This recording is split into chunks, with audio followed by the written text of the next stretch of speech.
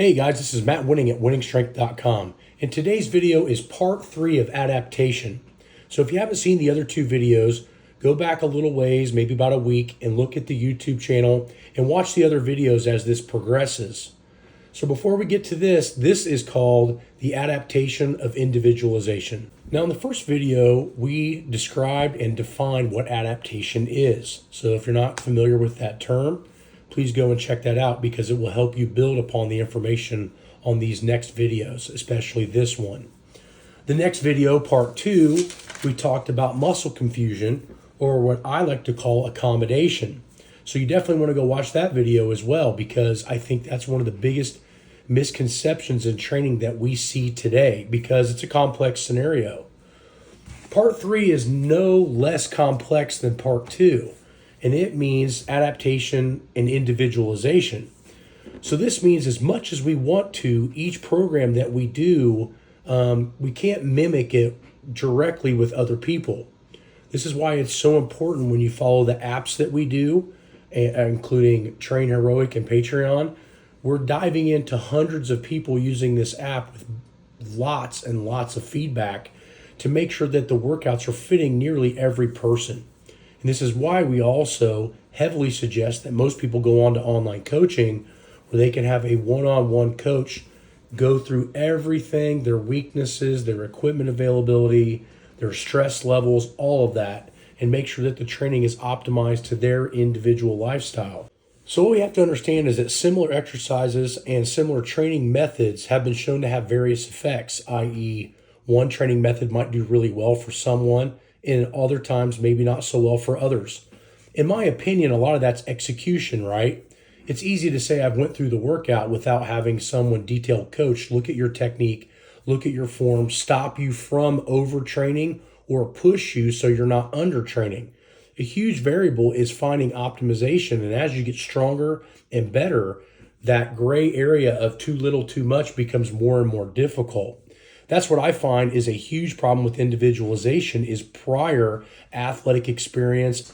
So now that we've talked about prior athletic experience, now we need to talk more about individualization. So what does this mean? Well, not all of us have the exact same muscle fiber type makeup. Some of us have a little bit more type 2A, type 2B. Some of us have a little bit more type 1 fiber. Some of us have a more excitable central nervous system, and also anthropometrics, how we're built. If you're perfectly built to deadlift, then deadlifting will have far less shear force because of your arm length or your torso length than somebody that's, say, average built or taller built. This will allow you to be able to deadlift more often. So it's difficult to utilize training programs where people are pulling 900, 1,000 pounds, and then you meet them and they're 5'5" with arms past or close to their knees. If you're trying to use that with an average build, you're going to have a big problem. That's where I think another thing in individualization is a huge factor. Because oftentimes when coaches have really high level anthropometrics in lifting, or they're built to do it, they don't necessarily know how to change their methods in order to fit other people's builds, right? So that is another major issue that you see in the field today. And a lot of it's just because a lot of those coaches and people just don't have biomechanical backgrounds, right? So I tend to always look at people for motivation that were overcoming their structural shortcomings. And that meant that they probably couldn't just nail anything into the ground too long, or their joints or their ligaments, tendons, and passive tissue would start to really get a beat down on the movements. They would have to learn how to get strong kind of around the way, which leads us into the next part of the video. Another crucial factor of individualization is blood work. And in blood work, we have these vast array of ranges that we would consider healthy. One of them being, one of the most important, is testosterone. Testosterone's huge. Everybody is on TRT now. Doctors prescribe it more often. A background story on me. 2003, I break the American record in the USAPL drug-tested squat at 826. But I'm fatigued. I'm tired. A lot of it was because I was finishing my undergraduate in school, getting ready to start my master's degree. There was just a lot of factors, high cortisol, high stress.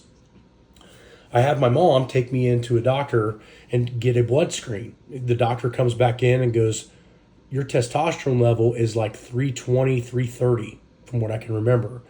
And he was just stunned with the level of strength that I was able to achieve with that testosterone level being that low.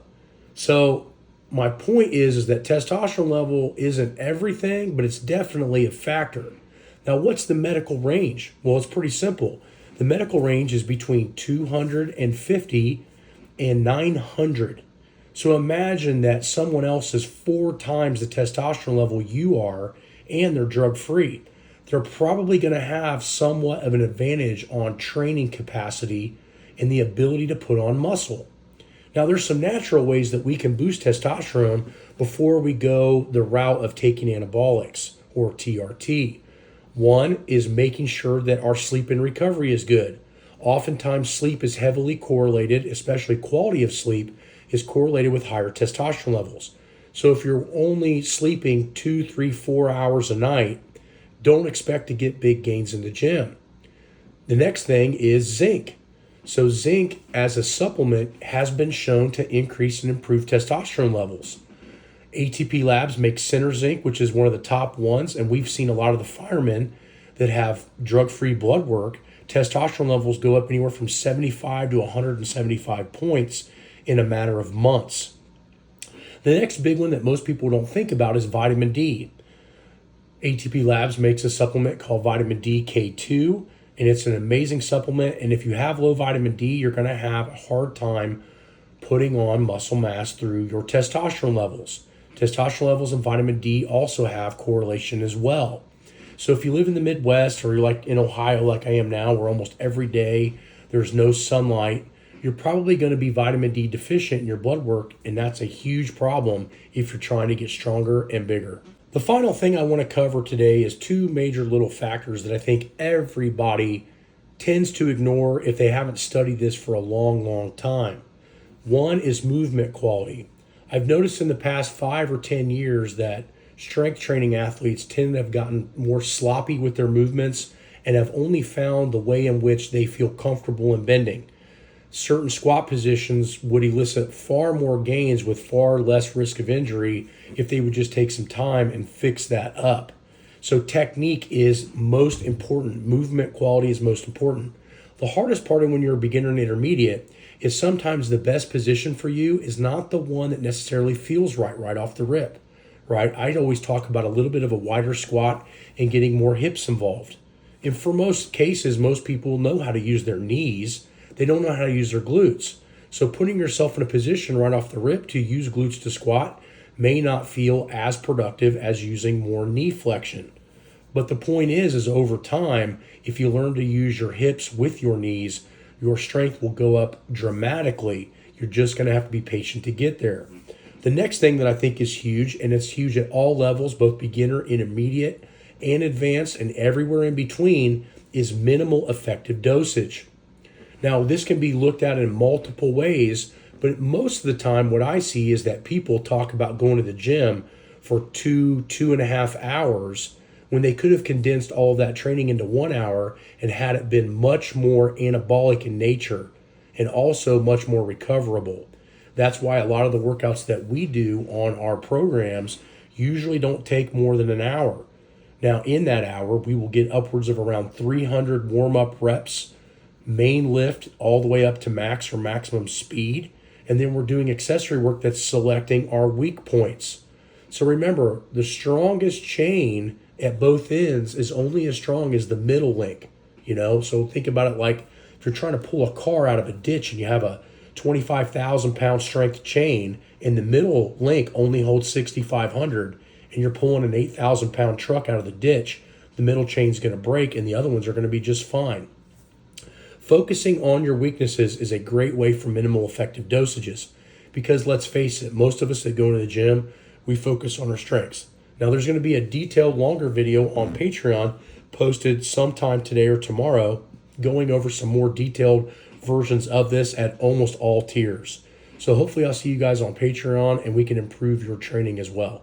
So please visit winningstrength.com and you'll see the link to join there.